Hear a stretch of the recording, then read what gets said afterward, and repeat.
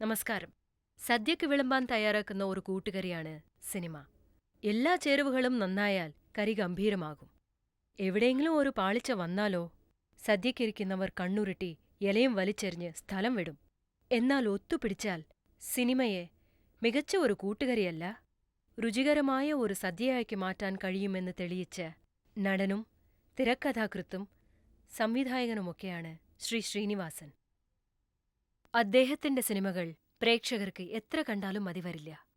ഇവിടെ ആ ശ്രീനിവാസൻ എന്നോടൊപ്പം. നമസ്കാരം. നമസ്കാരം.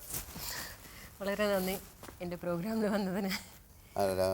ആദ്യം തന്നെ ഒന്ന് ചോദിച്ചോട്ടെ, ഈ പ്രോഗ്രാമിന് സ്നേഹപൂർവ്വം രോഹിണി എന്നാണല്ലോ പേരിട്ടിരിക്കുന്നത് അല്ലേ? അപ്പോൾ അത് സ്വന്തം പേരിങ്ങനെ എസ്റ്റാബ്ലിഷ് ചെയ്യാനുള്ള ഒരു ആഗ്രഹത്തിൻ്റെ ഭാഗമായിട്ടിട്ടതാണോ? അങ്ങനെയല്ല. പിന്നെ ഇപ്പോൾ നിങ്ങൾ ചെറിയ ശ്രീനി വലിയ ആൾക്കാരോ ലോഗോ അതുമാതിരി ചെയ്തില്ലേ കയറില്ലേ? അതെ, അതെന്റെ പേര് പ്രശസ്തിയിലേക്ക് ഉയരാൻ വേണ്ടി ചെയ്തതാണോ? അങ്ങനെയാണെങ്കിൽ ഇതും അങ്ങനെയാണ്. But with love. ഞാൻ ക്ഷണിച്ചു, നിങ്ങൾ വന്നു, അതിന് നന്ദി. ഓക്കെ, സീരിയസ് ആയിട്ട് സ്റ്റാർട്ട് ചെയ്യാം. ഇതുവരെ സീരിയസ് ആയിട്ട് പോകാൻ പറ്റുമെന്ന് നോക്കാം നമുക്ക്, വിത്ത് യു അറൗണ്ട്. ഇപ്പോൾ ഒരു സെൻസ് ഓഫ് ഹ്യൂമർ ആദ്യം മുതൽക്കേ, ഒരു ചെറുപ്പം മുതൽക്കേ ഉള്ള ഒരു ട്രേറ്റ് ആണോ നിങ്ങളുടെ? ചെറുപ്പത്തിൽ എങ്ങനെയായിരുന്നു എന്നുള്ളതിനെ പറ്റിയൊന്നും എനിക്ക് വ്യക്തമായിട്ട് ഓർമ്മയില്ല. പക്ഷേ എനിക്ക് പലപ്പോഴും തോന്നിയിട്ടുള്ളത്, ഇപ്പം പുറമേ കാണുന്ന അല്ലെങ്കിൽ സിനിമയിൽ ഞാൻ എസ്റ്റാബ്ലിഷ് ചെയ്യപ്പെട്ടിട്ടുള്ള ഒരു സംഗതിയൊന്നും ആയിരുന്നില്ല. എൻ്റെ ഒരു ചുറ്റുപാടിൽ എൻ്റെ വളർന്ന കാലാവസ്ഥ എന്നൊക്കെ പറയുന്നത് യാതനകളുടെ ഒരു കാലമായിരുന്നു. അപ്പോൾ അതൊന്നും തമാശയായിട്ട് നോക്കി കാണണം എന്നൊന്നും അന്ന് നമുക്ക് ആലോചിക്കാൻ പോലും വയ്യാത്ത ഒരുപാട് തിക്താനുഭവങ്ങളിലൂടെയാണ് വന്നത്. പിന്നീട് അതിനെയൊക്കെ അതിജീവിക്കാൻ നമ്മൾ ജീവിതത്തിൽ കണ്ടുപിടിച്ച ഒരു ശ്രമത്തിൻ്റെ ഭാഗമായിട്ട് ഈ ഹ്യൂമർ ഉണ്ടായി എന്ന് വേണമെങ്കിൽ പറയാം. നമ്മുടെ ജീവിതത്തിൽ ഭയങ്കര ബുദ്ധിമുട്ടിപ്പിക്കുന്ന കാര്യങ്ങളൊക്കെ അതേപോലെ തന്നെ അഭിമുഖീകരിക്കാൻ ശ്രമിച്ചാലേ, എല്ലാം ഹൃദയത്തിലേക്ക് എടുത്തിട്ട് നമ്മൾ തന്നെ ദുഃഖിക്കാൻ തുടങ്ങിയാൽ നമുക്ക് ബുദ്ധിമുട്ടുകൾ മാത്രമേ ഉണ്ടാവുള്ളൂ.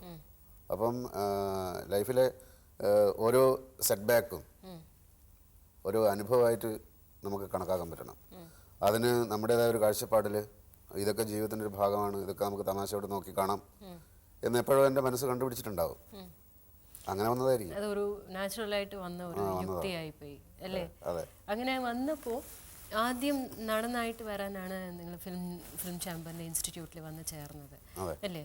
അത് കഴിഞ്ഞിട്ട് എഴുതാൻ പറ്റും, നമ്മളെ കൊണ്ട് എഴുതാൻ പറ്റും, അല്ലെങ്കിൽ എഴുത്ത് സിനിമയിൽ ഈ ബാക്ക് സ്റ്റേജിൽ കുറേ ഉണ്ടല്ലോ, അതിനുള്ള കഴിവ് എനിക്കുണ്ട് എന്ന് ഇപ്പോൾ തോന്നി?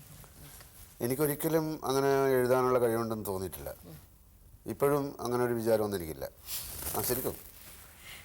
പക്ഷേ അഭിനയിക്കാനുള്ള മോഹം ഉണ്ടായ കാലം തൊട്ട് ചെറിയ ചെറിയ സ്കിറ്റുകൾ, നാടകങ്ങളൊക്കെ നാട്ടിൽ വെച്ചിട്ട് തന്നെ പഠിക്കുന്ന കാലത്ത് ഞാൻ എഴുതുമായിരുന്നു. ചെറിയ ചില കഥകൾ, അതൊക്കെ ഈ ഒരു കോളേജ് മാഗസീൻ ലെവലിൽ വരെ എത്തുന്ന അത്രയേ ഉണ്ടായിരുന്നുള്ളൂ. നാടകങ്ങൾ പലതും ഞാൻ എഴുതിയത് തന്നെ പെർഫോം ചെയ്തിട്ടുണ്ട്. ഞങ്ങളൊക്കെ പെർഫോം ചെയ്യാൻ വേണ്ടിയിട്ടാണ് നാടകങ്ങൾ എഴുതിയത്. കാരണം അഭിനയത്തോട് തന്നെയാണ് എനിക്ക് കൂടുതൽ അഭിനിവേശം ഉണ്ടായിരുന്നത്. ആ നാടകങ്ങൾ പലപ്പോഴും നമുക്ക് പ്രസിദ്ധീകരിക്കപ്പെട്ട നാടകങ്ങളെടുത്ത് നമ്മുടെ സൗകര്യത്തിന് അഭിനയിക്കാൻ പറ്റുന്ന നാടകങ്ങൾ ചിലപ്പോൾ ഉണ്ടായിന്ന് വരില്ല. അതുകൊണ്ട് ഞങ്ങൾക്ക് വേണ്ടി, ഞങ്ങൾ കുറച്ച് സുഹൃത്തുക്കൾ നാടകത്തിൽ താല്പര്യമുള്ള നാട്ടിലുള്ള ആളുകൾ, ഞങ്ങൾക്ക് സ്റ്റേജ് ചെയ്യാൻ വേണ്ടിയിട്ടാണ് നാടകങ്ങൾ എഴുതി തുടങ്ങിയത്. അപ്പം പേനയും പേപ്പറുമായിട്ടുള്ളൊരു ബന്ധം ആ കാലത്ത് തന്നെ ഉണ്ടായിരുന്നു. പക്ഷേ അത്തരം പരിചയമൊന്നും സിനിമയിലെ തിരക്കഥ എഴുതാൻ പോരാ. സിനിമയിലെ തിരക്കഥ എന്ന് പറയുന്നത് ആകസ്മികമായിട്ട് സംഭവമാണ്. ഇപ്പം ആദ്യം ഇപ്പം KG ജോർജ്, അദ്ദേഹത്തിൻ്റെ മേള എന്ന് പറയുന്നൊരു സിനിമ, അപ്പം അതിൽ എൻ്റെ സുഹൃത്തായ നാട്ടുകാരൻ ശ്രീധരൻ ചമ്പാട് എന്ന് പറയുന്ന അദ്ദേഹമാണ് അതിൻ്റെ കഥ, സർക്കസ് കഥകളൊക്കെ എഴുതി പേരെടുത്ത ഒരാളാണ് ശ്രീധരൻ ചമ്പാട്. അപ്പോൾ ആ സിനിമയുടെ ഡിസ്കഷൻ കാലഘട്ടത്തിൽ എഡിറ്റർ രവി, രാമേന്ദ്ര ബാബു, പിന്നെ ജോർജ് സാറ്, പ്രഭാകരൻ എന്ന് പറയുന്ന അതിലെ പാർട്ട്ണർ പ്രൊഡ്യൂസറായിട്ടുള്ള ഒരാൾ, എൻ്റെ അധ്യാപകൻ കൂടിയാണ് ഫിലിം ഇൻസ്റ്റിറ്റ്യൂട്ടിലെ. അപ്പോൾ അദ്ദേഹം പ്രൊഡ്യൂസറായതുകൊണ്ടാണ് ഞാൻ അതിൻ്റെ ഒരു ഭാഗമായത്. അപ്പോൾ ആ കാലഘട്ടത്തിലാണ് ഈ സിനിമയാണ് ശരിക്കും പറഞ്ഞാൽ ആദ്യമായി ഒരു സിനിമയുടെ സ്ക്രിപ്റ്റ് ഉണ്ടാക്കുന്ന ആ കാലഘട്ടത്തിൽ ഉള്ള ഡിസ്കഷൻ എന്ന് പറയുന്നതിൻ്റെ എങ്ങനെയാണ് ഒരു ഇതൊക്കെ ഉണ്ടായി വരുന്നത്. എങ്ങനെയാണ് അപ്പോൾ ഇവരുടെ കൂട്ടത്തിൽ ഞാനും ഇങ്ങനെ ഇരിക്കും, ഒരു കേൾവിക്കാരനായിട്ട്, ചിലപ്പോൾ എന്തെങ്കിലും വിഡ്ഢിത്തങ്ങൾ പറഞ്ഞുകൊണ്ട്. അപ്പോൾ അവരൊക്കെ ചിരിക്കും, കളിയാക്കും. എങ്കിലും ഞാനിങ്ങനെ പലതും പറഞ്ഞുകൊണ്ടിരിക്കും എൻ്റെ അഭിപ്രായമായിട്ട്. അപ്പോൾ പറഞ്ഞ ചില വിഡ്ഢിത്തങ്ങളൊക്കെ കുറച്ച് കഴിയുമ്പം ശ്രീനിവാസൻ പറഞ്ഞതുപോലെയുള്ള ആ സാധനത്തിൽ നിന്ന് ചെറിയ ചേഞ്ചോട് കൂടിയിട്ട് ഇങ്ങനെ ആക്കിക്കൂടെ എന്നൊക്കെയുള്ള കാര്യങ്ങളൊക്കെ വരും. പിന്നെ ജോർജ് സാറ് പലപ്പോഴും ചില സീനുകളൊക്കെ എഴുതാനായിട്ട് എന്നെ പ്രേരിപ്പിച്ചിട്ടുണ്ട്. ചിലത് ഞാൻ എഴുതി നോക്കിയിട്ടുണ്ട്. അപ്പോൾ അതൊക്കെ ഇതൊക്കെ അന്നൊക്കെ ഞാനൊരു തിരക്കഥ എഴുതാൻ പോകുന്ന ആളാകാൻ വേണ്ടി ഞാൻ പഠിച്ചുകൊണ്ടിരിക്കുകയാണെന്നൊന്നും വിചാരിച്ച് ചെയ്തതല്ല. പിന്നീട് പ്രയോജനപ്പെട്ടു എന്നുള്ളതാണ്. അങ്ങനത്തെ ഒരു വർക്ക്ഷോപ്പ് എന്ന് പറയാം നമുക്ക്. അതെ, അത് മനഃപൂർവ്വം അല്ലെങ്കിലും അങ്ങനെയുള്ള 2-3 സിനിമകളിൽ ജോർജ് സാറിൻ്റെ തന്നെ. അപ്പം ശരിക്കും ഒരു സീൻ എങ്ങനെ ക്രിയേറ്റ് ചെയ്യുന്നു, എങ്ങനെ തുടങ്ങുന്നു, എങ്ങനെ അത് വളരുന്നു, എങ്ങനെ അത് അവസാനിക്കുന്നു എന്നൊക്കെയുള്ളതിൻ്റെ ഒരു എന്താ ഒരു ടെക്നിക്ക് ഉണ്ടല്ലോ. ആ ടെക്നിക്കിനെ കുറിച്ചിട്ടൊക്കെ കുറച്ചൊക്കെ മനസ്സിലാക്കിയത് ശരിക്കും പറഞ്ഞാൽ അദ്ദേഹം, പ്രത്യേകിച്ച് ജോർജ് സാർ എന്ന് പറയുന്ന അദ്ദേഹം പൂന ഫിലിം ഇൻസ്റ്റിറ്റ്യൂട്ടിൽ സംവിധാനം പഠിച്ച് പാസ്സായ ആളാണ്. തിരക്കഥയെക്കുറിച്ചിട്ട് സാങ്കേതികമായ എല്ലാ കാര്യങ്ങളും അറിവുള്ള ആളാണ്. അപ്പോൾ അങ്ങനെ ഒരു ആളിൻ്റെ കൂടെ അസോസിയേറ്റ് ചെയ്യാൻ കഴിഞ്ഞതിൽ നിന്നാണ് ഇതിൻ്റെ ചില ബാലപാഠങ്ങൾ എനിക്ക് മനസ്സിലാക്കാൻ പറ്റിയത്. ഇപ്പോൾ നിങ്ങൾ എഴുതിയ തിരക്കഥകളും നോക്കുമ്പോൾ അല്ലെങ്കിൽ സംവിധാനം ചെയ്ത പടങ്ങൾ കാണുമ്പോഴും ഒരു കോമൺ മാൻ്റെ സൈഡിൽ നിന്നാണ് എല്ലാം നോക്കിയത് മാതിരിയുണ്ട്. നമുക്കങ്ങനെ ഹിന്ദിയിൽ നോക്കുമ്പോൾ രാജ് കപൂറിൻ്റെ പടങ്ങൾ അങ്ങനെയുണ്ട്. എപ്പോഴും രാജ് കപൂറിൻ്റെ heroes are very very normal or below നോർമലാണ്. ഹീറോയിൻസ് ആയിരിക്കും അധികം ഒരു very beautiful or more stronger characters ആയിരിക്കും. അപ്പോൾ പക്ഷേ അങ്ങേരുടെയും അപ്രോച്ച് അത് തന്നെയായിരുന്നു. ഒരു കോമഡിയോ അല്ലെങ്കിൽ വെരി വെരി നോർമൽ എല്ലാവരെ കൊണ്ടും മനസ്സിലാക്കാൻ പറ്റുന്ന ഒരു ശൈലിയും ഉണ്ടായിരുന്നു. പക്ഷെ പറയുന്ന message will be very serious. നിങ്ങളുടെ പടങ്ങൾ നോക്കുമ്പോഴും അങ്ങനെയാണ്. Message will be very serious. ഒരു ഇൻഫീരിയോറിറ്റി കോംപ്ലക്സോ അല്ലെങ്കിൽ ഒരു ഒന്നുമേ ജോലി ചെയ്യാൻ ഇഷ്ടമില്ലാത്ത ഒരാളോ അത് കാരണം ആരൊക്കെയാണ് കഷ്ടപ്പെടുന്നത്. ബട്ട് അത് ഒരു കോമഡി എന്ന ഒരു ഫ്ലേവറോടെ കൊടുക്കുന്നത്. ഇത് എങ്ങനെയാണ് you have come across such a beautiful കോമ്പിനേഷനാണ്. അത് ഒരു സക്സസ്ഫുൾ കോമ്പിനേഷൻ ആക്ച്വലി പറഞ്ഞാൽ അല്ലേ? അപ്പം ആദ്യത്തെ കാര്യം, പല കാര്യങ്ങളും നമ്മുടെ ഭാവനയിൽ ഉണ്ടാക്കാം. കുറേ കാര്യങ്ങൾ നമ്മുടെ ജീവിതത്തിൽ നിന്ന് നമ്മൾ കണ്ടിട്ടുള്ള സന്ദർഭങ്ങളിൽ നിന്ന് എടുക്കാം. അപ്പം ഞാൻ കൂടുതലും എടുക്കാൻ ശ്രമിച്ചിട്ടുള്ളത് എനിക്ക് പരിചയമുള്ള, എന്നുവെച്ചാൽ നമ്മുടെ ഞാൻ ജീവിച്ചു പോന്നിട്ടുള്ള ഒരു മിഡിൽ ക്ലാസ് അന്തരീക്ഷം ഉണ്ടല്ലോ.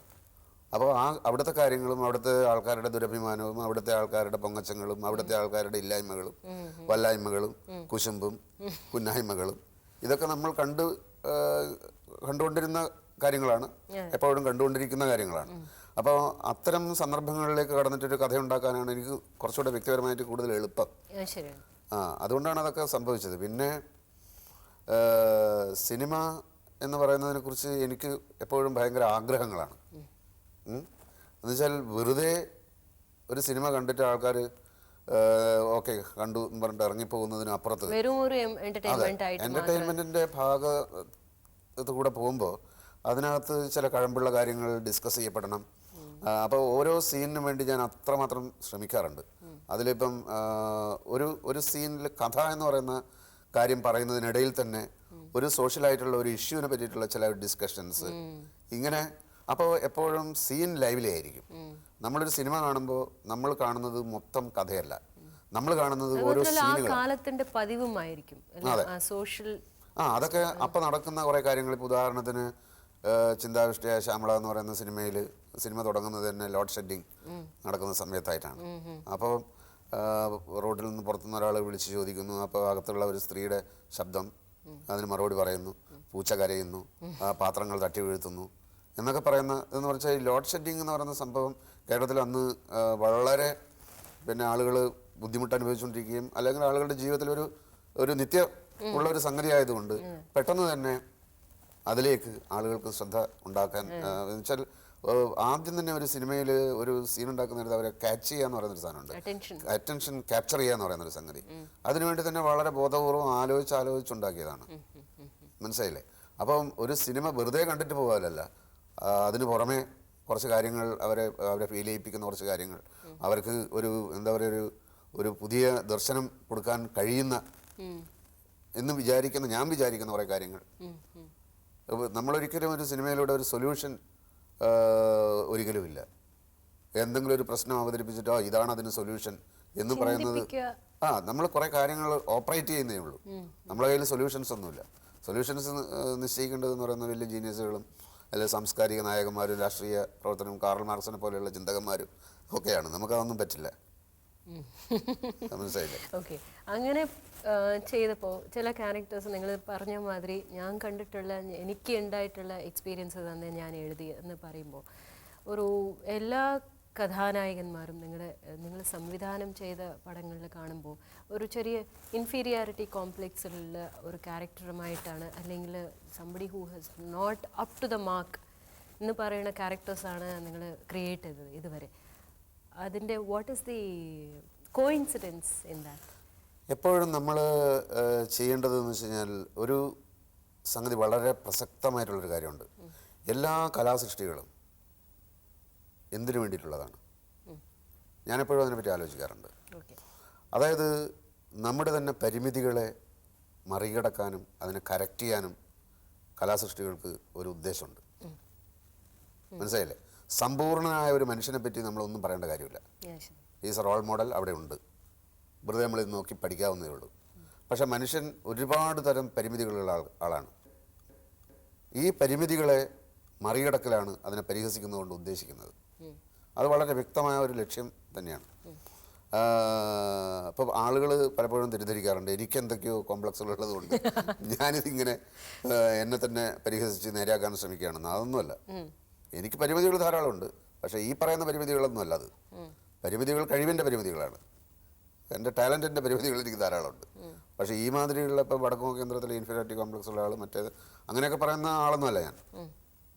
വേറെ ഒരുപാട് പരിമിതികളുണ്ടെങ്കിലും ഞാൻ നേരത്തെ പറഞ്ഞതുപോലെയുള്ള കാര്യമാണ് ഏറ്റവും ഇമ്പോർട്ടൻ്റ് ആയിട്ടുള്ള വിഷയം എന്ന് പറയുന്നത്. ധാരാളം പരിമിതികളുള്ള മനുഷ്യനെ എപ്പോഴും സന്തോഷത്തോടെ നന്മയിലേക്ക് നയിക്കുക എന്ന് പറയുന്നതാണ് പിന്നെ ഒരു കലാസൃഷ്ടി ഉണ്ടാവേണ്ട ഗുണങ്ങളിലൊന്ന്.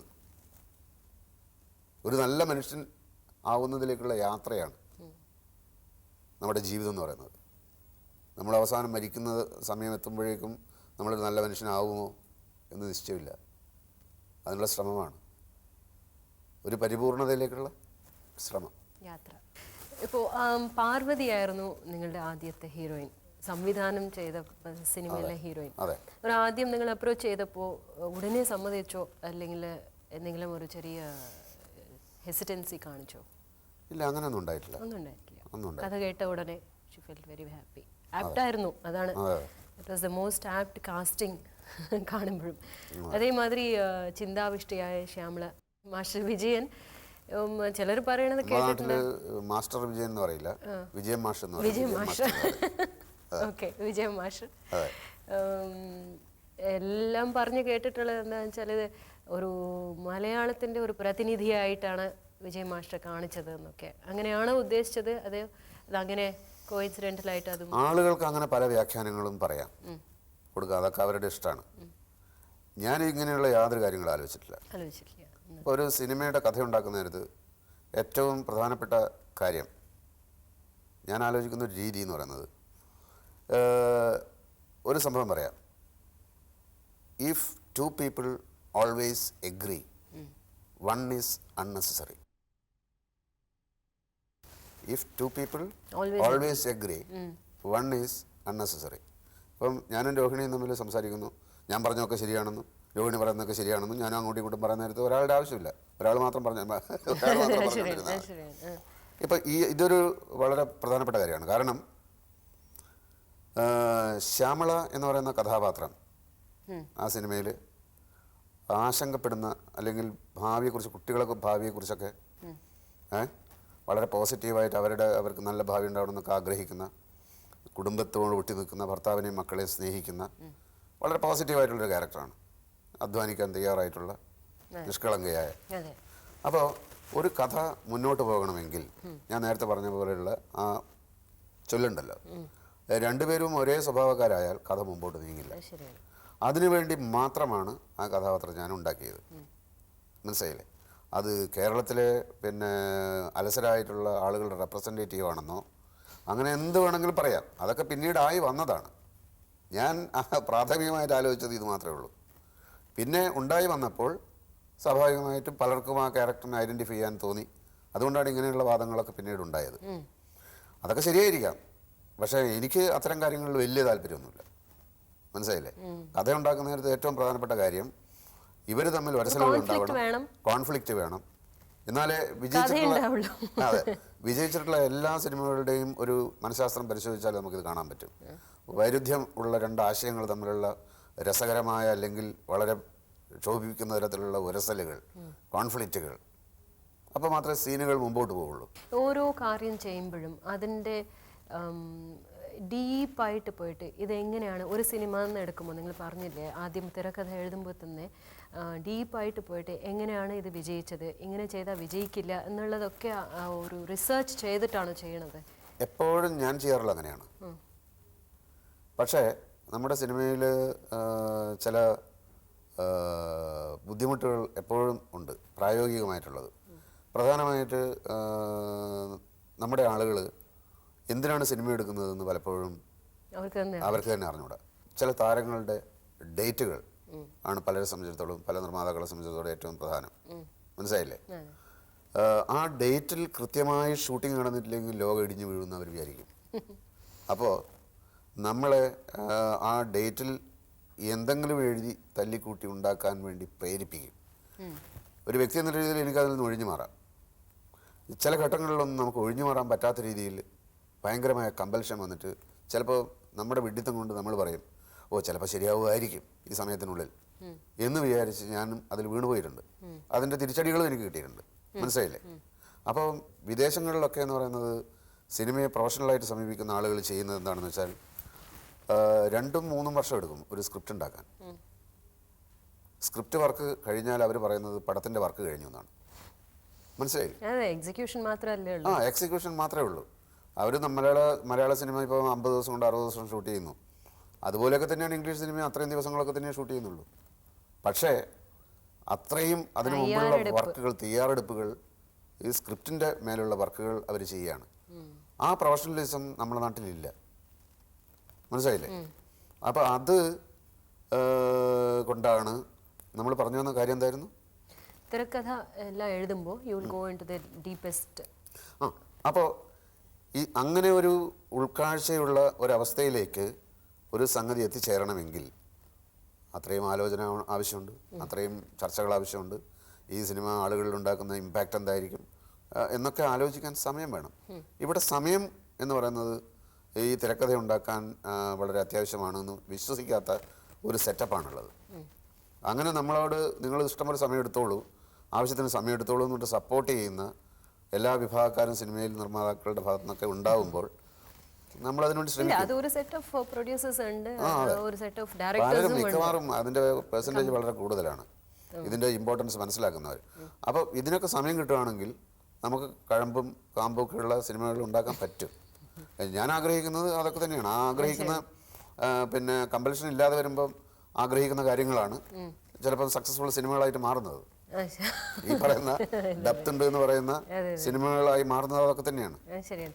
അപ്പോൾ എല്ലാ കാര്യങ്ങളും ഞാനിങ്ങനെ ഒരു ഡീപ്പായിട്ട് ചിന്തിച്ചിട്ട് തന്നെ ചെയ്തിട്ടുള്ളതെന്ന് പറയുമ്പോൾ ഒരു ആർട്ടിസ്റ്റായിട്ട് വരണം എന്ന് ആലോചിച്ചപ്പോൾ എല്ലാവരും നിങ്ങളെ പറഞ്ഞു പറ്റില്ല. ഞാൻ വായിച്ചത് നിങ്ങളെ ഇൻ്റർവ്യൂ ചെയ്ത രാമുക്കാരടുത്ത് തന്നെ പറഞ്ഞു, നിങ്ങൾ നാട്ടിലേക്ക് തിരിച്ചു പൊക്കോളൂ, ജോലി ചെയ്യാൻ എന്തെങ്കിലും ജോലി ചെയ്തോളൂ എന്നൊക്കെ പറഞ്ഞപ്പോൾ എങ്ങനെ ഫീൽ ചെയ്തു? പക്ഷെ അതും കേട്ടിട്ട് പിന്നെയും അഭിനയിക്കണം എന്നുള്ള ആഗ്രഹത്തോടെ എങ്ങനെ മുന്നോട്ട് നീങ്ങി? അത് രാമുകാരിയായിട്ട് അതുപോലെയുള്ള അന്നത്തെ ഇൻ്റർവ്യൂവിൽ വിൻസെൻ്റ് മാഷ്, പി ഭാസ്കരൻ അവരൊക്കെ ഉണ്ടായിരുന്നു, സേതുമാധവൻ സാറൊക്കെ ഉണ്ടായിരുന്നു. അപ്പോൾ അവർ ഇൻസ്റ്റിറ്റ്യൂട്ട് പഠിക്കണ്ടെന്നാണ് എന്നോട് പറഞ്ഞത്, അല്ലാതെ സിനിമയിൽ അഭിനയിക്കേണ്ടെന്നല്ല. അതെ, ഇൻസ്റ്റിറ്റ്യൂട്ടിൽ പഠിച്ചിട്ട് ഇവിടെ ജോലി കിട്ടാനൊന്നും സാധ്യതയില്ല, അതുകൊണ്ട് എന്തിനാ വെറുതെ നേരങ്ങളെന്ന് എന്നെ കണ്ടപ്പോൾ അവർക്ക് സിനിമയിൽ, കാരണം സിനിമ ഗവൺമെൻറ്റിൻ്റെ കയ്യിലൊന്നും അല്ലല്ലോ, ഇൻഡിവിജ്വലിൻ്റെ കയ്യിലല്ലേ. അപ്പോൾ അവിടെ ഇൻവെസ്റ്റ് ചെയ്യുന്ന ആൾക്കാർക്ക് അവരുടേതായ താല്പര്യങ്ങളുണ്ടാവും. എന്നെ പോലുള്ള ഒരാളെ സിനിമയിൽ അഭിനയിപ്പിക്കാൻ അവർ തയ്യാറാവില്ല എന്നൊക്കെയുള്ളൊരു തോന്നൽ കാരണം എൻ്റെ നല്ലതിന് വേണ്ടിയിട്ടാണ് അവരെന്നെ ഉപദേശിച്ചത്. അപ്പോൾ ഞാൻ അവരോടൊന്ന് പറഞ്ഞത് ഒറ്റ കാര്യം മാത്രമേ ഉള്ളൂ, ഞാൻ സിനിമയിൽ അഭിനയിക്കാൻ വേണ്ടി വന്നതൊന്നുമല്ല. സിനിമയിലെ ഈ കാര്യങ്ങളൊക്കെ എങ്ങനെ പഠിക്കാം, എന്തൊക്കെയാണ് പഠിപ്പിക്കുന്നത്, അതെങ്ങനെ പഠിക്കാം എന്നൊക്കെ അറിയാൻ വേണ്ടിയിട്ടുള്ള അങ്ങനത്തെ ഒരു സംഗതിക്കാണ് ഞാൻ വന്നത്. ഇത് പഠിച്ചു കഴിഞ്ഞിട്ട് ഞാൻ നാട്ടിൽ പോയിട്ട് വേറെ ജോലി ചെയ്തോളാന്ന് പറഞ്ഞു. അതുകൊണ്ട് അത് തന്നെയായിരുന്നു ഇന്റൻഷൻ. ശരിക്കും അങ്ങനെ ആയിരുന്നു എന്ന് വെച്ചാൽ അഭിനയിക്കാനുള്ളൊരു അഭിനിവേശം ആദ്യകാലത്ത് ഉണ്ടായിരുന്നു. പക്ഷേ ഇൻസ്റ്റിറ്റ്യൂട്ടിൽ ഞാൻ ചേർന്നിട്ട് ഒരു 6 മാസം കഴിഞ്ഞപ്പോൾ എനിക്ക് സിനിമയിൽ അഭിനയിക്കുന്നത് വലിയൊരു വിഷയമായിട്ട് തോന്നിയിട്ടില്ല. ഞാൻ അതുകൊണ്ട് തന്നെ പല ഇങ്ങനെ ചാൻസ് ചോദിച്ച് നടക്കലും അതൊന്നും ഉണ്ടായിട്ടില്ല. കാരണം സിനിമയെ കുറേ കൂടെ ഗൗരവത്തോട് നോക്കിക്കാണേണ്ട ഒരു സംഗതിയാണെന്നും ഇങ്ങനെ അഭിനയിച്ച് പിന്നെ ഒരു പോപ്പുലാരിറ്റി നേടാനുള്ള ഒരു മീഡിയ ആയിട്ട് സിനിമയെ ഉപയോഗിക്കേണ്ട കാര്യമില്ലെന്നൊക്കെ സീരിയസ് ആണ്. കാരണം ഞാൻ അന്ന് പ്രധാനമായിട്ടും ആ ഇൻസ്റ്റിറ്റ്യൂട്ടിലുള്ള കാലഘട്ടത്തിൽ പോൾ മുനിയുടെ കുറേ സിനിമകൾ കാണാനിടയായി. വേറെ കണ്ടിട്ട് ഗ്രേറ്റ് പെർഫോമൻസസ്, ഗ്രേറ്റ് ആർട്ടിസ്റ്റിന്റെ പെർഫോമൻസ് ഒക്കെ കണ്ടിട്ട് ഇതുപോലത്തെ ഒരു മീഡിയത്തിൽ എന്നെ പോലെ എടുത്ത് വന്ന് അഭിനയിക്കുക എന്നൊക്കെ പറയുന്നത് എനിക്ക് തന്നെ എന്നോട് ഇപ്പോഴും അങ്ങനെ തോന്നുന്നുണ്ട്. തീർച്ചയായിട്ടും ഉണ്ട്. എത്ര കൊല്ലം കഴിഞ്ഞിട്ട്, 25 കൊല്ലം കഴിഞ്ഞിട്ട് അങ്ങനെ തോന്നുന്നുണ്ട്. കാരണം എന്ന് വെച്ചാൽ അത് വേറെ വിഷയം. കാരണം എൻ്റെ ഒരു പിന്നെ ഒരു ആക്ടർ എന്നുള്ള ഒരു അതിനെ പറ്റിയിട്ടുള്ള ഒരു പൊട്ടൻഷ്യൽ എന്താണെന്നുള്ളതിനെ പറ്റിയിട്ട് എനിക്കറിയാം. പിന്നെ തീർച്ചയായിട്ടും അത്തരം ഞാൻ വെച്ചാൽ ഒരുപാട് ഫ്രഞ്ച് സിനിമകൾ, ഇറ്റാലിയൻ സിനിമകൾ, ഞാൻ പറഞ്ഞില്ലേ ചാപ്ലിൻ്റെയും പിന്നെ പോൾ മുനിയെ പോലെയുള്ള അതൊക്കെ പറയുന്നത് അവരെ എന്നൊക്കെ പറയുന്നത് ഇതിൻ്റെയൊക്കെ ഒരു യൂണിവേഴ്സിറ്റി എന്ന് വേണമെങ്കിൽ പറയാം. അത്രയും സട്ടിലായിട്ടുള്ള, അത്രയും സൂക്ഷ്മമായിട്ടുള്ള ഒരു പിന്നെ സംഗതി. ഇപ്പം നമ്മളെ ഉദയനാണ് താരം എന്ന് പറഞ്ഞ പുതിയ സിനിമയിലും മോഹൻലാൽ എന്ന് പറയുന്ന അഭിനയിക്കുന്ന ഉദയഭാനു എന്ന് പറയുന്ന ക്യാരക്ടർ പറയുന്നുണ്ട്, അഭിനയം എന്ന് പറയുന്നത് സൂക്ഷ്മമായി ചെയ്യേണ്ട ഒരു ഓപ്പറേഷൻ പോലെയാണ്. മനസ്സിലായില്ലേ? ഞാൻ അഭിനയിക്കുന്ന കഥാപാത്രത്തോട് പറയുന്നുണ്ട്. ഇതൊക്കെ എന്ന് വെച്ച് കഴിഞ്ഞാൽ എൻ്റെ തന്നെ വിചാരങ്ങളാണ് ഞാൻ എൻ്റെ അടുത്ത് കഥാപാത്രങ്ങളുടെ ഡയലോഗുകളായിട്ട് പറയുന്നത്. മനസ്സിലായില്ലേ? അപ്പം അത്തരം ഒരു ഹൈറ്റിൽ നിൽക്കുന്ന പെർഫോമൻസ് ഒക്കെ കാണുമ്പോൾ നമുക്ക് തോന്നും നമ്മളൊന്നും ഇതിലൊന്നും അഭിനയിക്കേണ്ട കാര്യമില്ലാന്ന്. പിന്നെ ഞാനിതിൽ കടിച്ചു തൂങ്ങുന്നത്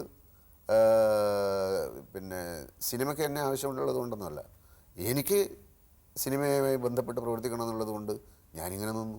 അതിൽ ഞാൻ കുറച്ച് അഭിനയിച്ചു, കുറച്ച് എഴുതാൻ ശ്രമിച്ചു, 1-2 സിനിമകൾ സംവിധാനം ചെയ്യുന്ന പോലെ കാണിച്ചു. അത്രയൊക്കെ ഉള്ളൂ. ഗോസ്റ്റ് ഡയറക്ഷൻ ഉണ്ടായിരുന്നു എന്ന് പറയാണ്. ഞാൻ കേട്ടിട്ടുള്ളത് നിങ്ങൾ കുറെ ഗോസ്റ്റ് ഡയറക്ഷൻ മറ്റുള്ള പടങ്ങൾക്ക് ചെയ്തിട്ടുണ്ടെന്ന്.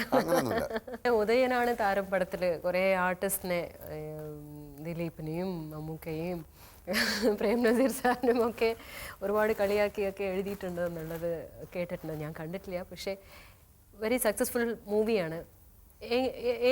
Y did you do that? ഉദയനാണ് താരത്തിന് ഇങ്ങനെ ഒരു ബാക്ക്ഗ്രൗണ്ട് എന്തിനാണ് കൊടുത്തത്?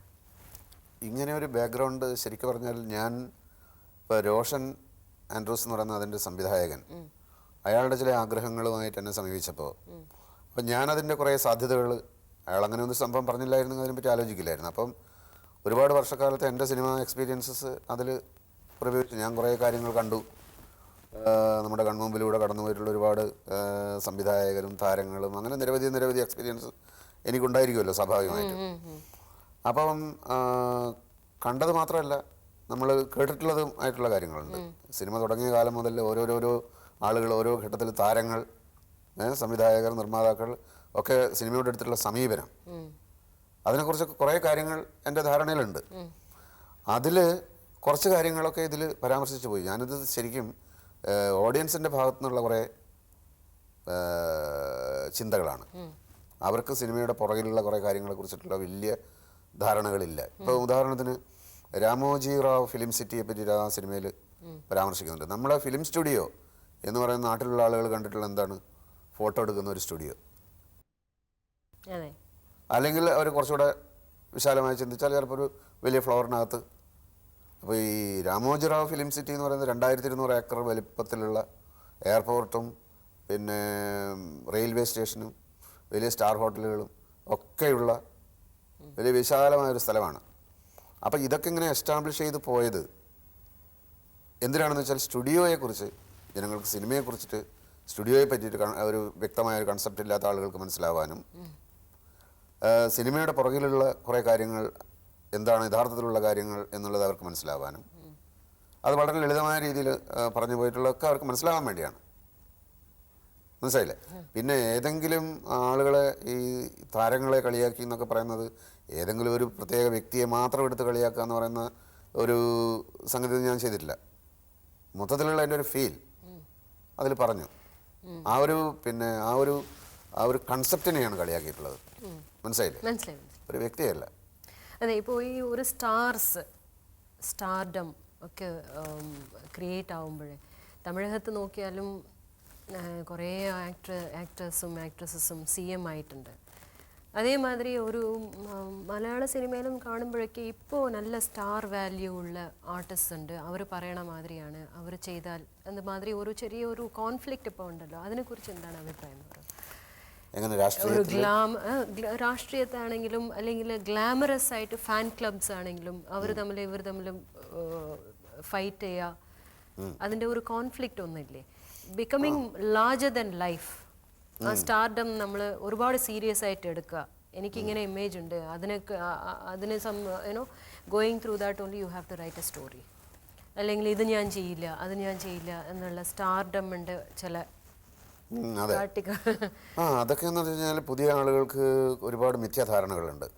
ഇപ്പം പണ്ടൊക്കെ എന്ന് വെച്ചാൽ ഇപ്പം സത്യൻ മാഷൊക്കെ വളരെ വലിയ ഒരു സ്റ്റാർഡം എന്ന് പറയുന്ന പദവിയിൽ നിൽക്കുമ്പോഴും നെഗറ്റീവ് റോളുകളൊക്കെ ചെയ്യുമായിരുന്നു.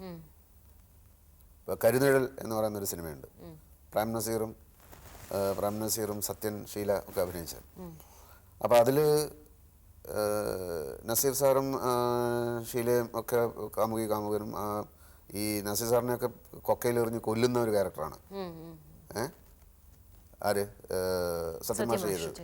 അപ്പം വളരെ പോസിറ്റീവായിട്ടുള്ള ക്യാരക്ടറുകൾ ചെയ്യുമ്പോൾ തന്നെ ഇത്തരം റോളുകൾ ചെയ്യാൻ അവർക്ക് വിമുഖത ഉണ്ടായിരുന്നില്ല. പക്ഷേ ഇന്നത്തെ നമ്മളെ താരങ്ങൾ എന്ന് പറയുന്ന ആളുകൾക്ക് അതൊക്കെ ചെയ്യാൻ ഭയങ്കര പേടിയാണ്. എനിക്ക് തന്നെ ഒട്ടേറെ അനുഭവങ്ങളുണ്ട്. അതോടുകൂടി അങ്ങനെയൊക്കെ ചെയ്താൽ ആളുകളുടെ ഇടയിലുള്ള ഇമേജ് തകർന്നു പോകുമെന്ന് വിചാരിക്കുന്ന അത് വളരെ മോശം ഏർപ്പാടാണ്. അത് ഞാൻ എപ്പോഴും അത് സമ്മതിക്കും.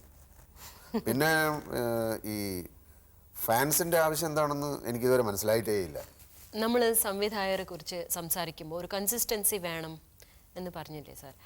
അത് കാരണമാണോ ഇത്രയ്ക്കും 2 സിനിമ മാത്രം സംവിധാനം ചെയ്തു, കുറേ ഗ്യാപ്പിന് ശേഷമാണ് 3rd സിനിമ ഇനിയും വന്നിട്ടില്ല? അത് കാരണമാണോ ഇത്രയും ഗ്യാപ്പ് വരുന്നത് താങ്കൾ സംവിധാനം ചെയ്യുന്ന പടങ്ങളിൽ? അത് മാത്രമല്ല കാരണം എന്ന് പറയുന്നത്, പിന്നെ എനിക്ക് ചെയ്യാൻ ആഗ്രഹം തോന്നുന്ന എന്ന് വെച്ചാൽ എനിക്ക് ചെയ്ത് വലിപ്പിക്കാൻ പറ്റും എന്ന് എനിക്ക് തോന്നുന്ന ഒതുങ്ങുന്ന ഒരു വിഷയം തോന്നിയാൽ ഞാൻ ചെയ്യും എന്ന് മാത്രമേ ഉള്ളൂ. എന്ന് വെച്ചാൽ ഒരു വലിയ ക്യാൻവാസിലുള്ള ഒരു കഥ ഒന്നും എനിക്ക് ഫലിപ്പിക്കാൻ പറ്റില്ല. മനസ്സിലായില്ലേ? ഡയറക്ടറുടെ പോസ്റ്റിൽ വരുമ്പോൾ എനിക്ക് വഴങ്ങുന്ന ഒരു ചെറിയ സബ്ജക്റ്റ് അതിങ്ങനെ ഡെവലപ്പ് ചെയ്ത് വലിയ ബഹളവും ഒച്ചപ്പാടൊന്നും ഇല്ലാതെ ചെയ്യാൻ പറ്റുന്ന അങ്ങനത്തെ ഒരു സബ്ജക്റ്റിന് വേണ്ടിയിട്ടുള്ള വെയിറ്റിംഗ് ആണ്. പിന്നെ ധാരാളം സിനിമകൾ ഇങ്ങനെ സംവിധാനം ചെയ്യുക എന്നുള്ളത് എൻ്റെ ഒരു മോഹമൊന്നുമല്ല. കാരണം ഇപ്പോൾ എഴുതുന്ന സമയത്ത് തന്നെ കുറേ കാര്യങ്ങൾ നമ്മൾ ചെയ്തതുപോലെ നമുക്ക് ഫീൽ ചെയ്യുന്നുണ്ട്. മനസ്സിലായില്ലേ? മീഡിയത്തിലേക്കുള്ളൊരു ട്രാൻസ്ഫർ ഒക്കെയാണല്ലോ സംവിധാനം എന്ന് പറയുന്നത്.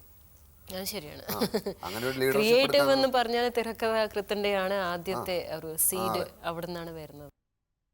അത് ശരിയാണ്. അപ്പോൾ ഇപ്പോൾ TV മീഡിയ എന്ന് എടുത്താൽ നമ്മളിപ്പോൾ പറയണു താരങ്ങൾ സൂപ്പർ സ്റ്റാർസോ അല്ലെങ്കിൽ പ്രോമിനൻ്റ് ആയിട്ടുള്ള താരങ്ങളാരും ഇൻ്റർവ്യൂസ് കൊടുക്കാൻ പാടില്ല എന്നൊക്കെ പറഞ്ഞില്ലേ?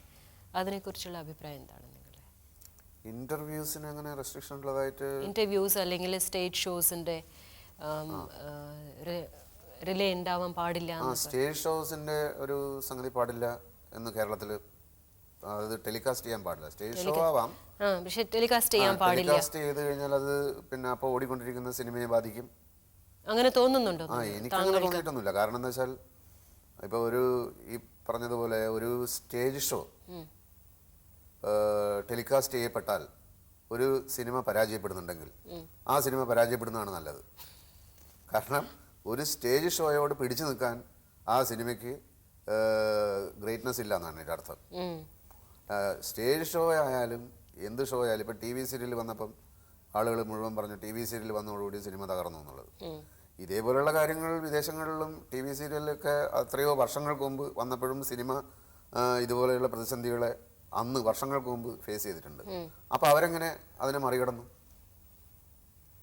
നമ്മൾ 25 വർഷം പുറകിലാണെന്ന് ആലോചിക്കണം. അന്ന് ടി വിയിൽ കൂടി കണ്ട് ആസ്വദിക്കാൻ പറ്റാത്ത രീതിയിലുള്ള സിനിമകൾ തിയേറ്ററിൽ റിലീസ് ചെയ്തു. സ്പീൽബർഗിനെ പോലെയുള്ള സംവിധായകർക്കൊക്കെ അതിൽ വലിയ പങ്കുണ്ട്. അതെന്ന് വെച്ചാൽ ടി വിയിൽ കണ്ട് ആസ്വദിക്കാൻ പറ്റില്ല, അത്രയും വലിയ ക്യാൻവാസിൽ എന്ന് തിയേറ്ററിൽ തന്നെ കാണണം എന്ന് തോന്നിപ്പിക്കുന്ന സിനിമകൾ വന്നപ്പോൾ ടി വിയുടെ മുമ്പ് ആളുകൾ എഴുന്നേറ്റ് ഓടി അങ്ങോട്ട് തിയേറ്ററിലേക്ക് പോയി. അപ്പോൾ എപ്പോഴും ഒരു പ്രതിയോഗി വരുമ്പോൾ നമ്മളുടെ കരുത്ത് കൂട്ടണം. പ്രതിയോഗിയുടെ ശക്തിക്കനുസരിച്ച് നമ്മളുടെ കരുത്ത് കൂട്ടി എന്ന് വെച്ചാൽ അതിനെ മറികടക്കുന്ന പിന്നെ സിനിമകൾ നമുക്ക് ഉണ്ടാക്കാൻ പറ്റണം. പക്ഷെ അത് അങ്ങനെ ഒരു ഗ്രാൻഡിയർ ആയിട്ട് നമുക്ക് ചെയ്യാൻ പറ്റും എന്ന് തോന്നുന്നുണ്ടോ നമ്മുടെ മാർക്കറ്റ് നോക്കുമ്പോൾ? മലയാള സിനിമ എപ്പോഴും ഗ്രാൻഡിയർ എന്ന് പറയുന്നത് വലിയ പണം മുടക്കിയിട്ടുള്ളത് എന്നുള്ള അർത്ഥത്തിൽ അല്ല ഞാൻ ഉദ്ദേശിക്കുന്നത്. മലയാള സിനിമയെ എന്നും ആളുകൾ ശ്രദ്ധിച്ചിട്ടുള്ളത് അതിൻ്റെ തീം സെലക്ഷനിലാണ്. പുതുമയുള്ള ചിന്തകൾ മറ്റു ഭാഷക്കാരൊക്കെ മലയാള സിനിമയെ നോക്കിക്കണ്ടതും അംഗീകരിച്ചതും പുതിയ പിന്നെ അവതരണവും പുതിയ ചിന്തകളും നമ്മുടെ സിനിമകളിൽ കൊണ്ടുവന്ന കാര്യത്തിലാണ്. അല്ലാതെ തെലുങ്ക് സിനിമയിൽ തമിഴ് സിനിമയോട് പോലും പണം കൊണ്ട് കമ്പീറ്റ് ചെയ്യാൻ നമുക്ക് പറ്റില്ല എന്നുള്ള സത്യം നമ്മൾ മനസ്സിലാക്കണം. അപ്പോൾ നമ്മളെന്ത് വേണം? നമ്മളുടേതായ പുതിയ പിന്നെ ഒരു സെൻസേഷണലായിട്ടുള്ള പിന്നെ കഥകൾ കൊണ്ടുവേണം നമ്മൾ ശ്രദ്ധ പിടിച്ചു പറ്റാൻ. ശരി, ഇപ്പോൾ അടുത്ത എന്താണ് നിങ്ങളുടെ പ്ലാൻ? നേരത്തെ ഉണ്ടായിരുന്ന പ്ലാനിന്റെ തുടർച്ചയാണ് അടുത്തത്. തിരക്കഥകൾ പ്രത്യേകിച്ച് ഒന്നുമില്ല. എനിക്ക് സ്വന്തമായിട്ട് ചില പിന്നെ അജണ്ടകളോ അല്ലെങ്കിൽ പ്ലാനുകളോ അങ്ങനെ ഒന്നുമില്ല. എല്ലാവരും കൂടിയിട്ട് ചില ആഗ്രഹങ്ങളൊക്കെ പങ്കുവെക്കുമ്പോൾ അതിൻ്റെ ഒരു ഭാഗമായിട്ട് എൻ്റെതായ അഭിപ്രായങ്ങളും ഒക്കെ പറയും. എന്നിട്ട് ഞാൻ നേരത്തെ പറഞ്ഞ പോലെ എൻ്റെ ആഗ്രഹം ഇതാണ്. എപ്പോഴുള്ള ആഗ്രഹം എന്ന് പറയുന്നത് പുതിയ സിനിമ. ഇന്നലത്തെ സിനിമ കഴിഞ്ഞു, ഇനി ആളുകളെ ആകർഷിക്കണമെങ്കിൽ എന്ത് എന്നാലോചിക്കുക. അപ്പോൾ കഥകളുണ്ടാക്കുന്ന കാര്യത്തിലാണ് എപ്പോഴും നമ്മൾ ആലോചിക്കുന്നത്. അപ്പോൾ അഭിനയിക്കുന്ന കഥാപാത്രങ്ങളെക്കുറിച്ച് ഞാൻ ആലോചിക്കാറേയില്ല. അതിപ്പോൾ എൻ്റെ ഒരു വിഷയമല്ല. കൂടുതൽ ഉത്തരവാദിത്തമുള്ള ഒരു ജോലി എഴുത്തായതുകൊണ്ട് അതിനെ പറ്റിയിട്ട് മാത്രമേ ഞാൻ ആലോചിക്കാറുള്ളൂ. വളരെ ഇഷ്ടപ്പെട്ട നന്നായിട്ട് അഭിനയിക്കേണ്ട ഈ കുട്ടി എന്ന് തോന്നിയ ആക്ട്രസസ് ആരൊക്കെയാണ്? ഹീറോയിൻസ് കാലാകാലങ്ങളിൽ ഒരുപാട് ശരി, നിങ്ങൾ അഭിനയിക്കാൻ സ്റ്റാർട്ട് ചെയ്ത കാലം തൊട്ടുള്ള ഇതുവരെയുള്ള ആക്ട്രസസിൽ ആരെയൊക്കെ തോന്നിയിട്ടുണ്ട് നല്ല അഭിനയ ശേഷിയുള്ള കുട്ടി? ഇതിൻ്റെയൊക്കെ പ്രശ്നം എന്താണെന്ന് വെച്ചാൽ നമ്മളിപ്പോൾ സിനിമയിൽ നിൽക്കുമ്പോൾ പിന്നെ നമ്മൾ ചില പേരുകൾ പറയും, ചില പേരുകൾ നമ്മൾ പറയാൻ തോന്നുകയില്ല. സത്യസന്ധമായിട്ടല്ലേ നമുക്ക് പറയാൻ പറ്റുള്ളൂ. ഇങ്ങനെ പറയുമ്പോൾ നമ്മൾ ഇവരെയൊക്കെ വീണ്ടും സിനിമയിൽ അഭിനയിക്കാൻ ചെന്ന് കാണുമ്പോൾ അവരുടെ ഉള്ളിൽ ഞാനൊന്നും നല്ല ആക്ട്രസ് അല്ല അല്ലേ, ഒരു മറ്റുള്ളവരെ വിഷമിപ്പിക്കുന്ന ചില കമൻറ്റുകൾ പേരുകൾ പറഞ്ഞിട്ട് ഉണ്ടാക്കാൻ എനിക്ക് താല്പര്യമില്ല. എന്ന് വെച്ച് എനിക്ക് ഇതിനെ പറ്റിയിട്ടൊന്നും ഒരു അഭിപ്രായം ഇല്ലാത്ത ആളാണെന്നും വിചാരിക്കേണ്ട. അഭിപ്രായമൊക്കെ ഉണ്ട്. പിന്നെ മരിച്ചവരെ പറ്റി നമുക്ക് എന്ത് അഭിപ്രായം പറയാം, അവർ വന്ന് ചോദിക്കില്ലല്ലോ.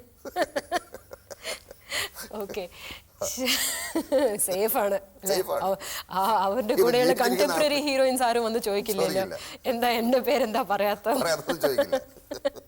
സേഫാണ്. പണം എത്രമാത്രം ഇമ്പോർട്ടൻസ് ഉണ്ട് നിങ്ങളുടെ ജീവിതത്തിൽ? പണം നമ്മുടെ ഒരു പിന്നെ മെച്ചപ്പെട്ട ഒരു ലൈഫ് എപ്പോഴും നമുക്ക് ഉണ്ടാവേണ്ടതുണ്ട്. എന്നുവെച്ചാൽ പ്രാഥമികമായ കാര്യങ്ങൾക്ക് വേണ്ടി മറ്റുള്ളവരെ ഡിപ്പെൻഡ് ചെയ്യുക, മറ്റുള്ളവരെ ഉപദ്രവിക്കുക എന്ന് പറയുന്ന ഒരവസ്ഥ നമുക്ക് ആർക്കും ഉണ്ടാകാൻ പാടില്ല. അതാണ് പണത്തിൻ്റെ പ്രസക്തി എന്ന് പറയുന്നത്.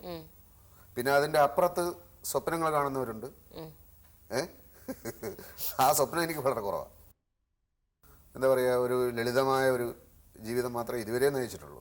അപ്പോൾ വിവാഹം വരുമ്പോൾ പ്രേമ വിവാഹമായിരുന്നു അല്ലേ?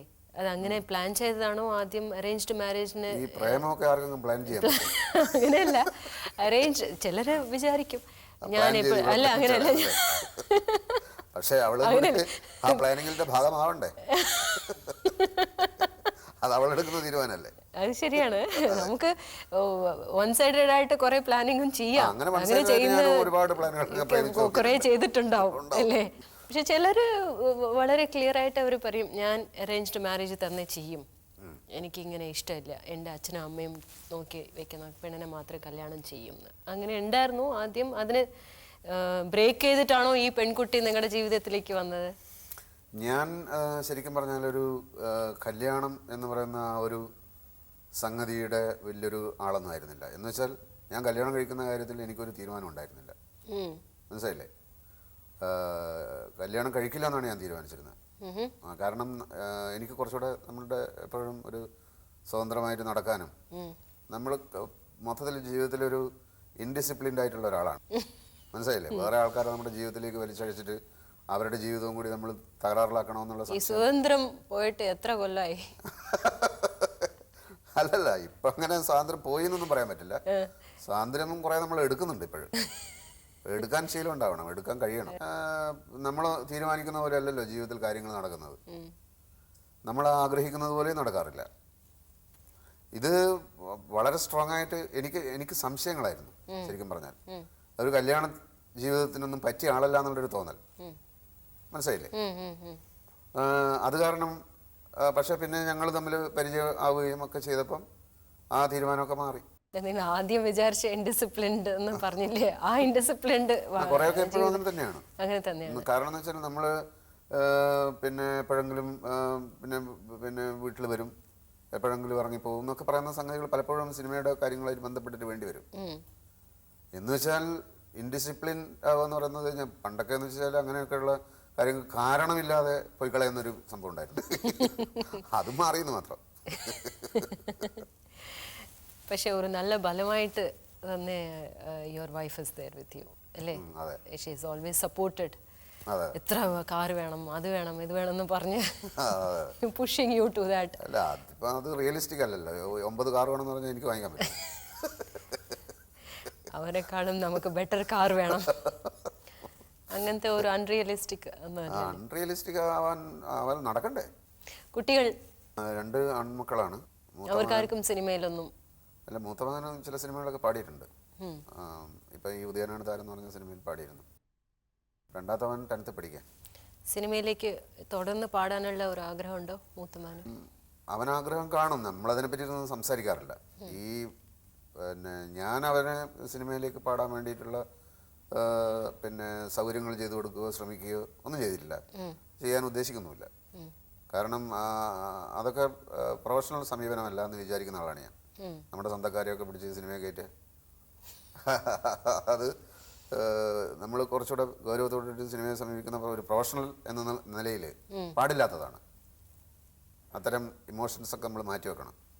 അവൻ പാടുന്നത് എനിക്കിഷ്ടമാണ്, പക്ഷെ അത് എൻ്റെ സപ്പോർട്ട് കൂടിയിട്ട് പാടുക എന്ന് പറയുന്ന പരിപാടിയോട് എനിക്ക് താല്പര്യം. പക്ഷേ ഡിഗ്രി കംപ്ലീറ്റ് ചെയ്തിട്ട് വേണം ഈ പ്രൊഫഷൻ എന്തെങ്കിലും ഡിസൈഡ് ചെയ്യാമെന്ന് പറഞ്ഞിട്ടുണ്ടോ ആസ് എ ഫാദർ? അല്ല, ഞാൻ അങ്ങനെയൊന്നും പറഞ്ഞിട്ടില്ല. പിന്നെ അതെന്ന് വെച്ചാൽ ഒരിക്കലും ഒരാൾക്ക് എന്തെങ്കിലും ടാലൻ്റ് ഉണ്ടെങ്കിൽ പിന്നെ സ്വാഭാവികമായിട്ടുള്ള രീതിയിൽ അത് പുറത്തു വരണം, അതിനുള്ള അവസരങ്ങൾ ഉണ്ടാവണം. മലയാളത്തിൽ അല്ലെങ്കിൽ ഉണ്ടാക്കിയെടുക്കണം. അതൊക്കെ അയാൾ തീരുമാനിക്കേണ്ട വിഷയങ്ങളാണ്. താങ്കൾ തീരുമാനിച്ച പോലെ. അതെ, തീർച്ചയായിട്ടും. അല്ലേ? അയാളുടെ സ്വാതന്ത്ര്യമുണ്ട്. പിന്നെ അതിനുള്ള സൗകര്യങ്ങൾ കിട്ടുമെങ്കിൽ അയാൾ ശ്രമിക്കുകയോ ശ്രമിക്കാതിരിക്കുകയോ ഒക്കെ ചെയ്യും. അത് അയാളുടെ ഇഷ്ടത്തിന് വിടുകയാണ്. അതിനകത്ത് നമ്മൾ കൈ കടത്തുന്നത് ശരിയല്ല. പിന്നെ അയാളുടെ ജീവിതത്തെ തകർക്കുന്ന രീതിയിൽ ഏതെങ്കിലും റൂട്ടിലേക്ക് അയാൾ മാറിപ്പോകുമ്പോൾ ഒരു അച്ഛനെന്നുള്ള രീതിയിൽ ഞാൻ ചില കാര്യങ്ങൾ പറഞ്ഞു കൊടുക്കേണ്ടി വന്നേക്കാം. അങ്ങനെയുള്ള സംഭവങ്ങളൊന്നും വരില്ല എന്ന് വിചാരിക്കാം. ഇല്ല, സ്വന്തം അച്ഛൻ ആദ്യം ഇഷ്ടമില്ലായിരുന്നില്ലേ സിനിമയിലേക്ക് വരുന്നത്? അത് ആദ്യം പറഞ്ഞിട്ട് പോലും വന്നില്ലല്ലോ. ഏതോ ഒരു ഇന്റർവ്യൂവിന് പോകണമെന്ന് പറഞ്ഞിട്ടല്ലേ വന്നത്. ഇവിടെ വന്ന ശേഷം അല്ലേ അങ്ങോട്ട് അമ്മ മുഖാനെ അല്ലേ പറഞ്ഞു.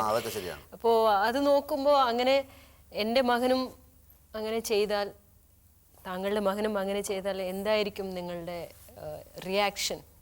ഒരു കാര്യം ഒരാൾ ചെയ്യുമ്പോൾ നമുക്ക് തീർച്ചയായിട്ടും അത് ചോദിക്കാവുന്നതാണ്, നമുക്ക് മനസ്സിലാവാത്തതാണെങ്കിൽ. അപ്പോൾ അദ്ദേഹത്തിന് മനസ്സിലാക്കി തരാൻ പറ്റുമായിരിക്കും. എൻ്റെ മകനിപ്പോൾ എനിക്ക് അറിഞ്ഞുകൂടാത്തൊരു കാര്യം ചെയ്യാൻ പോകുമ്പോൾ ഞാൻ ചോദിക്കും, എന്തിനാണ്, ഇതുകൊണ്ട് എന്താണ് ഉദ്ദേശിക്കുന്നത്, അപ്പോൾ അദ്ദേഹത്തിന് വ്യക്തമായ ഒരു മറുപടി ഉണ്ടെങ്കിൽ ഞാൻ പിന്നെ ഒന്നും ചോദിക്കേണ്ട ആവശ്യമില്ല. മറുപടി ഇല്ലെങ്കിൽ, കൺഫ്യൂഷൻ ഉണ്ടെങ്കിൽ എനിക്ക് ചിലതൊക്കെ പറയേണ്ടി വരും. അതെ. അപ്പോൾ ഞാനിപ്പോൾ പലപ്പോഴും നമ്മൾ പിന്നെ നമ്മുടെ ജീവിതാനുഭവങ്ങളൊക്കെ അവരുമായിട്ടൊക്കെ ഇങ്ങനെ ഇടയ്ക്ക് സംസാരിക്കാറുണ്ട്. അപ്പോൾ അതിൽ നിന്നൊക്കെ അവർക്ക് മനസ്സിലാക്കാൻ തോന്നുന്നത് അവർക്ക് മനസ്സിലാക്കാം, വേണ്ടാത്തത് കളയാം. മനസ്സിലായില്ലേ? അപ്പോൾ അതിൽ നിന്നൊക്കെ ഒരു ജീവിത രീതിയെക്കുറിച്ചിട്ടും ഒരു ജീവിതത്തിൽ ചില കാര്യങ്ങളോട് എടുക്കേണ്ട സമീപനത്തെക്കുറിച്ചും അവർക്ക് എന്തെങ്കിലും ബോധം ഉണ്ടാകും എങ്കിൽ അതുപോലെ അവർ ചെയ്യും. അതുകൊണ്ട് നമ്മളതിനെപ്പറ്റി ആശങ്കപ്പെടേണ്ട കാര്യമുണ്ടെന്ന് എനിക്ക് തോന്നുന്നില്ല. അച്ഛൻ്റെ ഒരു സപ്പോർട്ട് ഇല്ലാത്തത് ഒരു കുറവായി തോന്നിയിട്ടുണ്ടോ? അത് സാധാരണഗതിയിൽ അച്ഛൻ പണമൊക്കെ അയച്ചാൽ തരാതിരുന്ന സമയത്ത് ഇൻസ്റ്റിറ്റ്യൂട്ടിൽ പഠിക്കുമ്പോൾ ഭക്ഷണം കഴിക്കാനൊക്കെ ബുദ്ധിമുട്ടുമല്ലോ. അങ്ങനെയുള്ള ബുദ്ധിമുട്ടുകൾ. അച്ഛൻ പിന്നെ എൻ്റെ ആശയങ്ങളോട് സപ്പോർട്ട് ചെയ്തിട്ടില്ല എന്നുള്ളതിൽ എനിക്ക് അച്ഛനെ കുറ്റപ്പെടുത്താൻ പറ്റില്ല. കാരണം അച്ഛനൊരു അതിനെ പറ്റിയിട്ട് അത്രയും മനസ്സിലാക്കിയിരുന്നുള്ളൂ. മനസ്സിലാക്കാത്തതെന്ന് പറയുന്നത് നമ്മുടെ നാട്ടിൽ ഒരു വില്ലേജിൽ ഉള്ള ഒരാൾ പിന്നെ ഇങ്ങനെയുള്ള അച്ഛൻ അറിഞ്ഞുകൂടാത്തൊരു മേഖലയിലേക്ക് പോകുമ്പോൾ അതിൻ്റെ ചുറ്റുപാടുള്ള ആളുകളൊന്നും അങ്ങനെ ഒരു മേഖലയിൽ പ്രവർത്തിക്കുന്നില്ല. അപ്പോൾ സ്വാഭാവികമായിട്ടും എനിക്ക് തലതിരിഞ്ഞു പോയതാണെന്ന് അച്ഛന് ധരിക്കാവുന്നതാണ്. അതൊരു കുറ്റമല്ല. പക്ഷെ ഞാനൊരു ധാരണയോട് കൂടിയിട്ടാണ് പുറപ്പെട്ടത്. അതെനിക്ക് മാത്രമേ അറിയാവൂ. അത് വേറെ ആളെ പറഞ്ഞ് മനസ്സിലാക്കി കൊടുക്കാൻ ശ്രമിച്ചാൽ അവർക്ക് മനസ്സിലാവില്ല. ഈ ഒരു സക്സസ് അച്ഛൻ കണ്ടു, അതിനുശേഷം എന്തെങ്കിലും പറഞ്ഞു? അച്ഛൻ 1985 മരിച്ചു. അപ്പം ആ സമയമാകുമ്പോഴേക്ക് ഞാൻ ചില സിനിമകളിലൊക്കെ ഉണ്ടായിരുന്നു. ചില സിനിമകളൊക്കെ സക്സസ് ആയിരുന്നു, ഒക്കെ ശരിയാണ്. പക്ഷേ ഞാൻ വലിയൊരു പിന്നെ ആളാവാൻ പോവുകയാണ്. അല്ല, ആളായി എന്നല്ല ഞാൻ പറഞ്ഞത്. അങ്ങനെയുള്ളൊരു ധാരണയും അച്ഛനൊന്നും ഉണ്ടായിട്ടൊന്നുമില്ല. അച്ഛന് അപ്പോഴും കാര്യങ്ങളൊന്നും അറിയില്ലായിരുന്നു. എന്തൊക്കെയോ ഇങ്ങനെ സിനിമയിൽ പിന്നെ ഇപ്പം ഒരു സിനിമയിൽ അച്ഛൻ സിനിമ കാണാറില്ല. അപ്പോൾ എൻ്റെ ഒരു സുഹൃത്ത് ഞാൻ അഭിനയിച്ചൊരു സിനിമ തലശ്ശേരിയിൽ ഒരു തിയേറ്ററിൽ റിലീസ് ചെയ്തപ്പോൾ എൻ്റെ ഒരു സുഹൃത്ത് അച്ഛനെ അവിടെ വെച്ച് കണ്ടു. പറഞ്ഞു, ശ്രീനിവാസൻ അഭിനയിക്കുന്ന ഒരു സിനിമ ഇപ്പോൾ ഇവിടെ ഇറങ്ങിയിട്ടുണ്ട്. അച്ഛൻ അങ്ങനെ സിനിമേൻ്റെ കാര്യമേ നോക്കാറില്ല. അങ്ങനെ ഞാനില്ല എന്നൊക്കെ പറഞ്ഞിട്ട് ഈ സുഹൃത്ത് നിർബന്ധിച്ചു, എന്തായാലും ഒന്ന് കണ്ടു നോക്കാമെന്നൊക്കെ പറഞ്ഞിട്ട്. അപ്പോൾ അതിൽ പടം ഇങ്ങനെ കുറച്ച് മുമ്പോട്ട് പോയി അച്ഛൻ ഇങ്ങനെ ഇരുന്ന് കണ്ടു. എൻ്റെ ചില റോള് ഇതൊക്കെ കഴിഞ്ഞപ്പം ഈ വിളിച്ചോണ്ട് സുഹൃത്തിൻ്റെ ഷർട്ടിന് പിടിച്ചു അച്ഛൻ. ഇത് കാണിക്കാനാണോ നീ എന്നെ വിളിച്ചോണ്ട് വന്നത് തിയേറ്ററിൽ എന്ന് ചോദിച്ചിട്ട്. കാരണം എന്ന് വെച്ചാൽ ഞാനതിൽ ഒരു പിമ്പായിട്ടാണ് അഭിനയിക്കുന്നത്. സ്വാഭാവികമായിട്ടും ഈ റിയാലിറ്റിയും സിനിമയും അഭിനയവും അതെന്ന് അച്ഛൻ അറിഞ്ഞൂടാ. ഞാൻ യഥാർത്ഥത്തിൽ അങ്ങനെ ആയിപ്പോയോ എന്ന് അച്ഛൻ ധരിച്ചു. എന്നിട്ട് സുഖിതനായിട്ട് ഇറങ്ങിപ്പോയി. അവനവിടുന്ന് അവൻ്റെ ഷർട്ടിന് പിടിച്ചിട്ട് അവനെ തല്ലാൻ പോയാ. ഇതിനേക്കാളും ഒരു കോമിക്കൽ സിറ്റുവേഷൻ നമുക്ക് ഉണ്ടാക്കാൻ പറ്റുമോ? ഉണ്ടാക്കാൻ പറ്റില്ല. അപ്പോൾ അച്ഛൻ എന്നെ പറ്റിയിട്ട് എന്തായിരിക്കും പ്രതീക്ഷിക്കാൻ?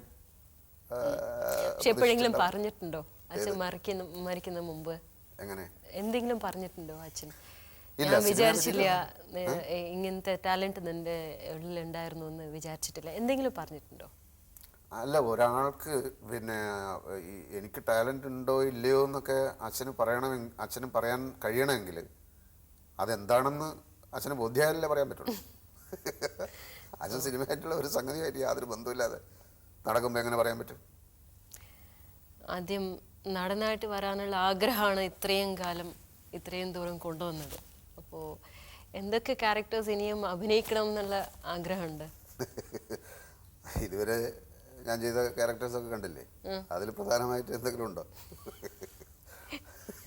ഒന്നും ഉണ്ടായിട്ടില്ല. തമാശകളും കാര്യങ്ങളും ഇനിയെങ്കിലും അഭിനയിക്കുമെന്ന് ആരെങ്കിലും പറഞ്ഞിട്ടുണ്ടോ? ഇതിനെ ഇങ്ങനെ ഇന്ന റോളുകളൊക്കെ ചെയ്യാന്നൊക്കെ പറഞ്ഞിട്ടുള്ള ചില പ്രസ്താവനകളും പലരും നടത്താറുണ്ട്. ഇപ്പം എന്തൊക്കെ ആഗ്രഹങ്ങളുണ്ട്? ഉദയനാണ് താരം എന്ന് പറഞ്ഞ സിനിമയിൽ ഒരു സ്റ്റാറായിട്ട് അഭിനയിക്കുന്ന എന്നോട് ഇന്റർവ്യൂ ചെയ്യുന്ന ആൾ ചോദിക്കുന്നുണ്ട്, നിങ്ങൾക്ക് എന്തൊക്കെ വേഷങ്ങളാണ് ഇനി ചെയ്യാൻ ആഗ്രഹമുള്ളത്? അപ്പോൾ അയാൾ കർണൻ എന്ന് പറയുന്നു. അതെ, എല്ലാവരും പറയുന്നതാണ് ഈ കർണൻ. ഈ കർണൻ എന്ന് പറയുന്ന ക്യാരക്ടർ സിനിമയിൽ ഉണ്ടാവുമോ? ആരെങ്കിലും സിനിമ എടുക്കണ്ടേ? വെറുതെ ആഗ്രഹിച്ചിട്ട് എന്ത് കാര്യം? ഗാന്ധിജി, നെൽസൺ മണ്ടേല എന്നൊക്കെ പറഞ്ഞിട്ട് ഇയാൾ വിളിച്ചു പോകുന്നുണ്ട്. അതുപോലെ ഇതൊരു വെറുതെയുള്ളൊരു ഫാഷനാണ്, ഇങ്ങനെയുള്ള ആഗ്രഹങ്ങളൊക്കെ ഉണ്ടെന്ന് പറയാം.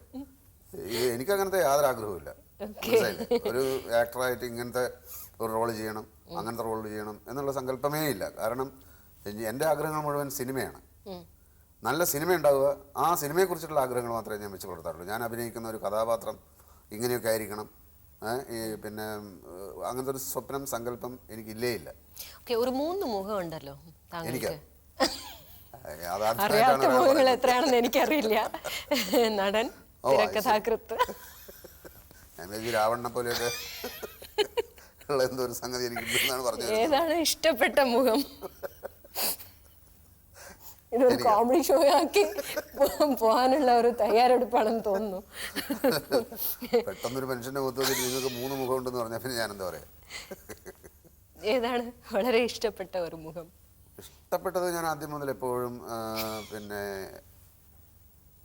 അഭിനയിക്കുന്ന ഒരാളായിട്ടാണ്. ചെറുപ്പം മുതലേയുള്ള എൻ്റെ ആഗ്രഹം അഭിനയിക്കാനാണ്. പക്ഷെ എന്തഭിനയിക്കണം എന്നുള്ള ചോദ്യം വരുമ്പോൾ പലതും നമുക്ക് അഭിനയിക്കണം എന്ന് തോന്നൂല. അതുകൊണ്ട് അഭിനയിക്കാനുള്ള ആ മോഹം പലപ്പോഴും ഉള്ളിൽ ഒതുക്കേണ്ടി വരും. അതല്ലേ, ഏതെങ്കിലും ഒരു സിനിമയിൽ എന്തെങ്കിലും ഒരു റോള് ചെയ്യാന്ന് പറയുന്ന അതിനോട് നമുക്ക് താല്പര്യമില്ല. നമ്മൾ ചെയ്യുന്ന ജോലി നമുക്ക് എൻജോയ് ചെയ്യാൻ പറ്റണം. ജോലി എന്ന് പറഞ്ഞാൽ ഞാൻ പറഞ്ഞത് ഇപ്പോൾ അഭിനയിക്കുന്ന കാര്യം, അത് എൻജോയ് ചെയ്യാൻ പറ്റുന്ന സംഗതിയാണെങ്കിൽ ഇപ്പോൾ വലിയ റോളോ ചെറിയ റോളോ എന്ന് പറയുന്നതിനെ പറ്റി ഒരിക്കലും അതിനെപ്പറ്റി ബോധേഡായിട്ടേ ഇല്ല. ഒരു നല്ല സിനിമയിലെ ഒരു സീൻ ആയാലും അത് മതി എന്ന് വിചാരിക്കുന്ന ആളാണ്. ഒരു നല്ല സിനിമയുടെ പാർട്ടാവുക, അത് എഴുതുന്നതിലൂടെ ആയാലും ചെറിയൊരു റോൾ അഭിനയിച്ചാലും സംവിധായകനായാലും എന്തായാലും നല്ല സിനിമയുടെ പാർട്ടാവുക, അത് മാത്രമാണ് എൻ്റെ ഉദ്ദേശം. അതുകൊണ്ട് ഒരു വ്യക്തിപരമായിട്ടൊരു നടൻ കർണനാവണം, മണ്ടയിലാവണം എന്നൊക്കെ പറയുന്ന ആ സ്വപ്നമേ എനിക്കില്ലാന്ന് ഞാൻ പറയാനുള്ള കാരണം അതാണ്. ശരിയാണ്. ഡെഫിനറ്റ്ലി ഒരു നല്ല സിനിമയ്ക്കുള്ള കോൺട്രിബ്യൂഷൻ ഇതുവരെ ഉണ്ടായിട്ടുണ്ട്, ഇനിയും ഉണ്ടാവണം. ഒരു വലിയൊരു കോൺട്രിബ്യൂഷൻ ഫ്രം സംവിധായകൻ്റെ സൈഡായിട്ടും തിരക്കഥാകൃത്ത് സൈഡായിട്ടും ഉണ്ടാവണം എന്നാണ്, അതാണ് ഞങ്ങളുടെ ആഗ്രഹം. Thank you very much for coming to my show. തീർച്ചയായിട്ടും താങ്ക്സ്. ചെറിയ താങ്ക് യു വെരി മച്ച്.